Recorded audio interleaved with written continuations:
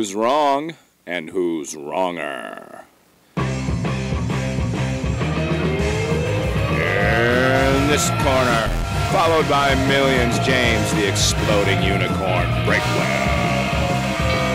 And in that corner, ignored by millions, Steve Dash Rinko Leavers. Hey everybody, welcome back to Wrong and Wronger. I am Steve Springtime in Paris Olivas, and he is James Indianapolis in October Breakwell. And James, how are you doing tonight? I am excited to get a topic out of the way that has been dogging us forever. I have been pitching this topic probably every week for the last 8 weeks, and it keeps getting shot down by the brass at the network. And finally it's going to slide through. This is the podcast where we argue about such topics. And James, what is the topic we shall argue about this week? The topic today is, you know what, you described the topic. I'm still not sure I grasp it. You describe it. I like that when we talked about this ahead of time, there was confusion on your part. But it's shoes that you tie versus shoes that you slip on. And of course, Breakwell has such a wide array of footwear in his home. He wasn't sure what exactly that meant. And I don't know what Lola wears, but women have a ton of different kinds of shoes that they don't tie. Tying is kind of a sports shoe and a men's shoe. So you're gonna argue and then, men's shoes against women's shoes? Is that how this is going to break down? And where do Velcro shoes fall? Where do Velcro shoes fall? Oh, you're just thinking like all of your followers right now and all the people on Twitter that are going to be micro-managing this argument. But we have loafers, we have slippers, we have sandals, women have pumps, women have a lot of different shoes that they just slide their foot into, and that's going to be the killer topic that we have today. You know what? I'm going to get the one without shoelaces. Yeah. I know I am. So I better just stop dissing it now.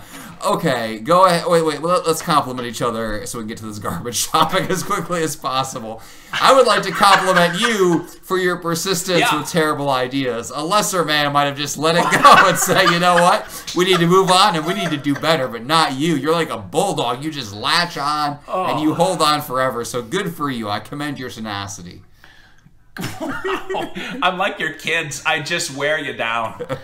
Except your kids are going to outlive you, and I'm sure you've got to do the math and realize you're going to outlive me. So you could have actually extended this one until Oliva's death day, and then you would have been free and clear. See, I don't have your tenacity, though, and that's why I didn't work. Well, I've sprouted a new head of hair. Yes. And so I feel youthful and vigorous today. It is a little alarming. Again, he always sends me a picture beforehand. I always gag a little bit, but here we are. You guys have to look at him, not me, so I never watch these episodes afterwards. I'm like the rest of you. I don't watch. Well, I want to compliment you, James, on finally succeeding in ruining my life. Ooh, I'll take that. And I know this has been a vision quest for you for as long as we have known each other.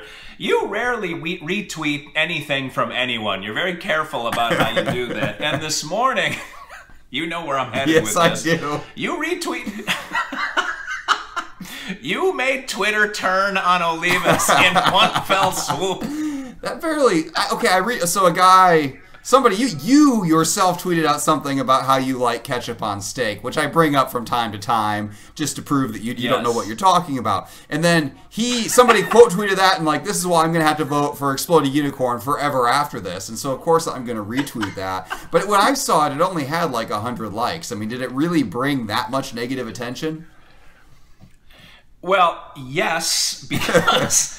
Then people start DMing me because all of my people see that then, because I had it retweeted too. I thought it was funny until it ruined my life. But now it's not just 100 people that hit a like that see that thing, and not just 100 people, and it's probably close to 200 by now, but I get little messages from everybody, little insidious messages. I feel like James Woods, like I'm going to get kicked off of Twitter hard because of an opinion that I have that's clearly superior to everybody else's, which is if you don't like ketchup on steak, you probably don't need to be eating steak. That's my opinion anyway. I'm amazed that you not only made it public, but you doubled down, so good for you. I want everybody listening to this podcast, all 6 of you, to remember. We used to be at 8, then 2 people got angry. We're down to 6.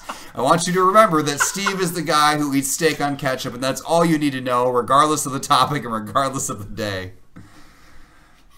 I will die on that mountain too. It's the only way to go. Why does it even matter what you eat? You're not even going to taste the steak. You just taste the ketchup. No, you don't slather it in ketchup. You just put a light braise of ketchup over the top. You can even brush it on just to add that extra ketchup-y goodness. We could argue all day about I got to know this, one. and you would I got to know one final thing before we move on. I got to know this. Did you come to this discovery yourself, or did you just have terrible parents? Like, where did the steak on ketchup thing come from? This is like saying, was it a happy accident that Columbus stumbled upon America, or was that originally his? The answer is it doesn't matter, and the answer is lost in the annals of history. It's just great, and let's accept that it happened. Is it your mom who's the one who ate the lemon in that penalty video? Yeah. Does she eat steak? Yeah. Does she eat ketchup with her steak? I don't know the answer to that. So I feel like I would trust her judgment more than you.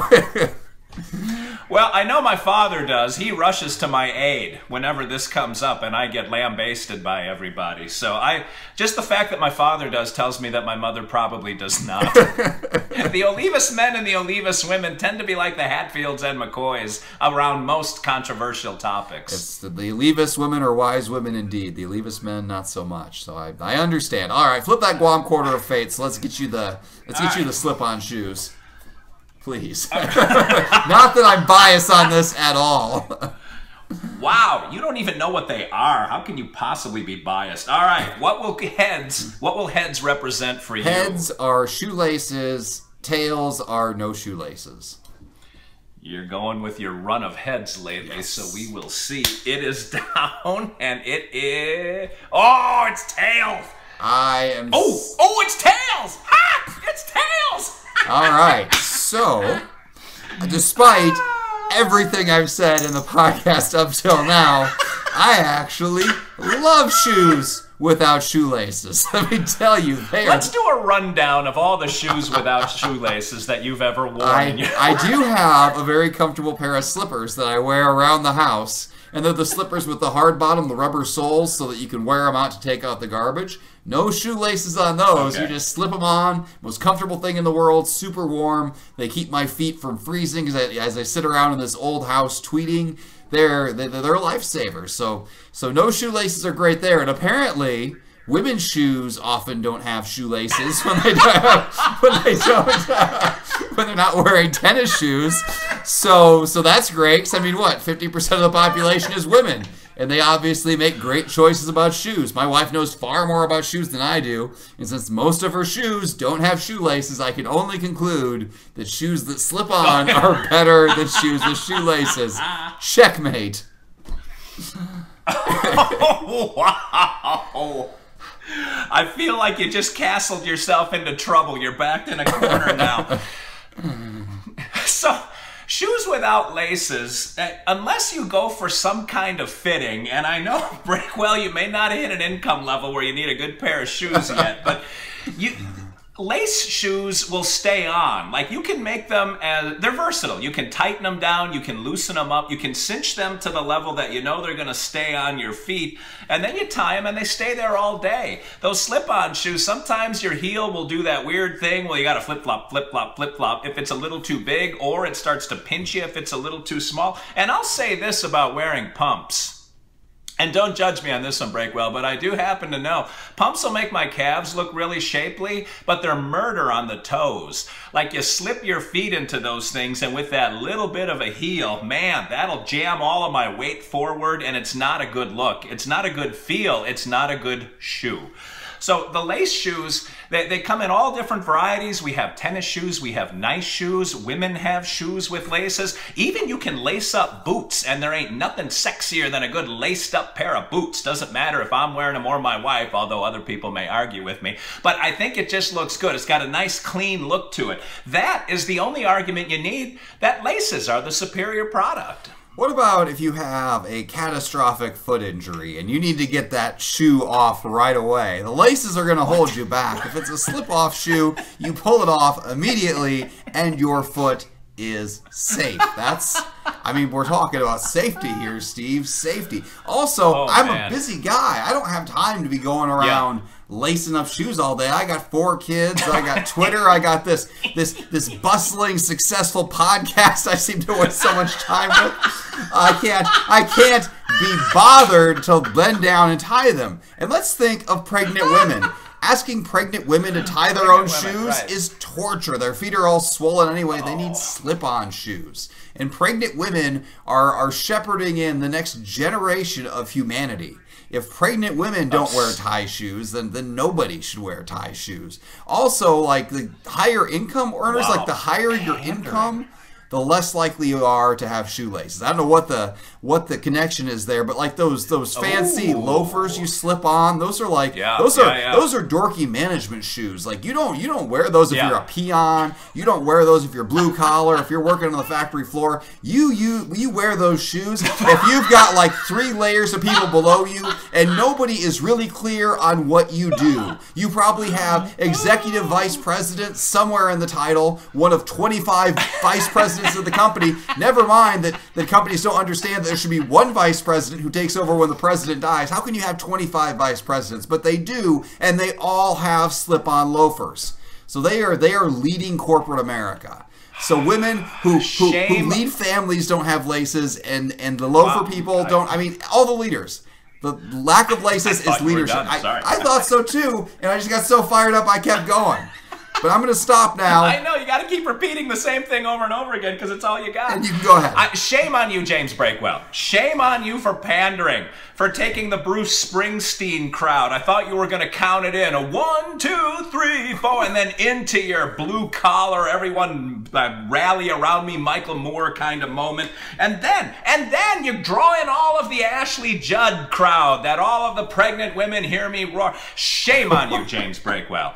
Tie shoes are the only way to go. That they are shoes everybody can agree with. Nike has built an entire fortune on making shoes that tie. Adidas, all of the athletic shoes are based upon shoe tie technology.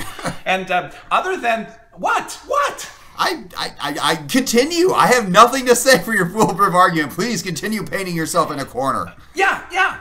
No, and shoelaces have been around since, like, Jesus probably had shoelaces on his sandals. I'm going to pander to all of that crowd, see if I can get my army to match your army. That Christian soldiers all wear shoes with laces because that's what the sandals had on them. That was sort of a primitive lace technology that they had. If anything was better than shoelaces, something would have come along and replaced shoelaces. Velcro came out for a little while when we didn't want to date anymore. It just happened to be when I was in high school, so we all looked away that women were absolutely turned off by. But when those finally went away, other than with people who are walking in a mall or at a nursing home, shoelaces are filling in the blanks. Everybody wears laced up shoes, James. The only time that a shoelace will get in the way, save of course for your high probability catastrophic foot injury, is when you wear sweatpants that tie and that knot gets caught when you really have to go to the bathroom. And every male has had this happen to them where you get in there and you realize you're in trouble. And I know you've had that moment, James, where you wish that you just had shorts or sweatpants that pull up, you can pull right down again. But anyway, when it comes to shoes, I think laces is the only way to go. So, Jesus Christ, Lord and Savior. Jesus. Sandals. Oh, yeah. Probably Muhammad, probably Joseph Smith, too. I'm just saying. Why would the Son of God not wear the best choice of footwear? If it was good enough for Jesus, it's good enough for me. He slipped on his shoes. I will slip on my shoes. You should slip on shoes or be a heretic. I mean, what do you got against the entire religion of Christianity? What's your problem with it, Steve? You have the floor. No, Jesus laced those suckers up like Usain Bolt. Yeah, of course. He had to go and be the shepherd of men. Like, he doesn't want his feet falling off or his shoes falling off his feet. There's no record of it. Probably it wasn't an issue because he can walk on water. I think he can keep sandals on his feet. I mean, it's kind of a no-brainer there. So let me just He doesn't have time for that nonsense. Sum this up. Steve said a bunch of words that made no sense. I pointed out the people who wear slip-on shoes. You've got women and pregnant women, which is a subcategory of women, management types, and Jesus. That is an amazing lineup. If I were to stack my all-star team of amazing human beings, every one of those people would be on it. So vote for me, and I'm going to give you the number where you can vote so we can just assure Steve's final humiliation for the terrible topic that he picked and then lost at. I'm disgusted. So if you want to vote for me and sandals and Jesus, please vote for Jesus. 45. If you want to vote for Steve and an eternity of damnation, vote for 61. And remember, he puts ketchup on his steaks. And if you want to throw... Yes, he does, proudly. If you want to throw away your vote... Jesus ate 5. Jesus ate ketchup on the steak. garbage vote is 5. Now, who won last week? You're going to put me on the spot? That's a bad move. That's a bad move because neither of us knows. Oh, sorry. You were destroying me again. And the funny thing was, out of the gate, I was taking you, and then something happened. I don't know if you said, like, there's a sick child somewhere that I'm working tirelessly to save, and a child in Miami, all I need are your good vibes and your vote. I don't know what you did, how you just lowered yourself to saying anything to get these votes, James, but something happened midway, and I think you took it. Well, that's good news, because I always assume I win, and I just don't look for any evidence to the contrary. So even the ones I've lost, I always win. And this week, I'm confident. The combo of Jesus and you being the guy who puts ketchup on the steak is pretty much unbeatable. We didn't really need anything else from this debate. Jesus is on my side. We both have a nice fluffy head of hair. Jesus did not have shoelaces. You cannot argue that. There's no basis in history, in science, in religion. Loafers?